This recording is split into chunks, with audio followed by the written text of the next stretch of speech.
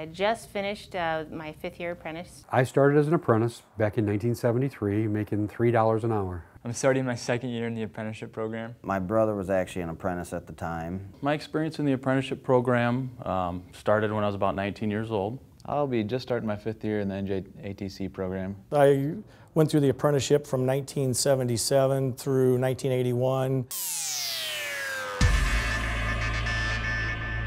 A position came up to teach full-time and I started doing that. And I love it. I enjoy the apprentices. I know they're our future, and anything I can do to help them get through the apprenticeship, I will do.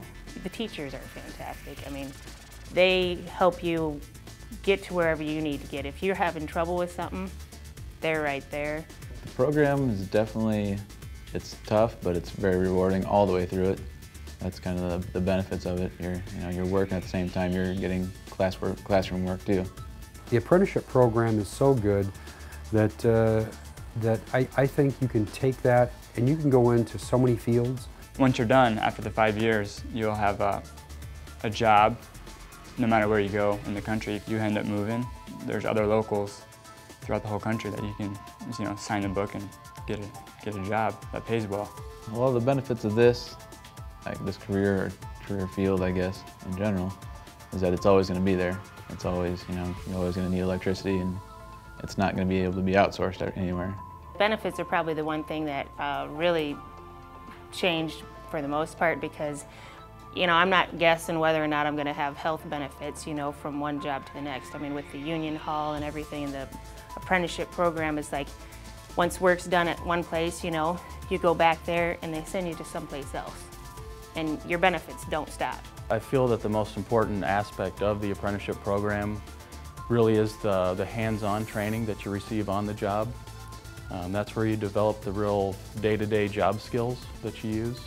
Yeah, the training that the apprentices have is a critical part of our success. I mean, we have skilled people. I'm able to market that, and it's not just in the technologies that are advancing, but also like first aid, OSHA training, all that makes a more complete employee, and it helps me sell my product, which is them. We go through OSHA and all that.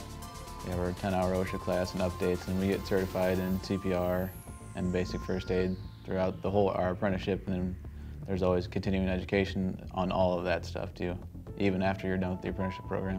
One of the biggest things that we teach is not just the theory and how things work, but the safety aspect.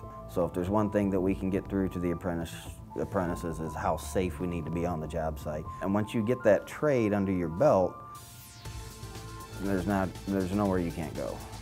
What our business needs to be successful is, number one, an educated journeyman and an educated apprentice.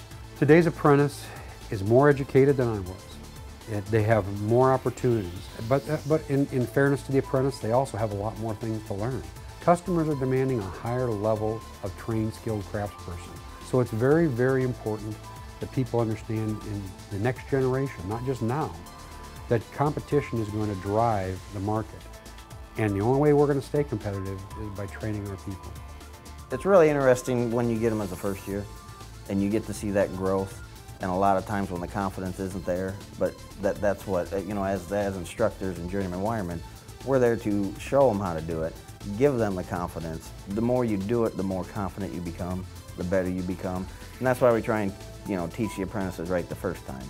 They've got continuing education classes. So, school isn't done when you're an apprentice. You go to, they call them CE classes, your entire career, and it's just keeping up with the technologies that are changing constantly in our industry.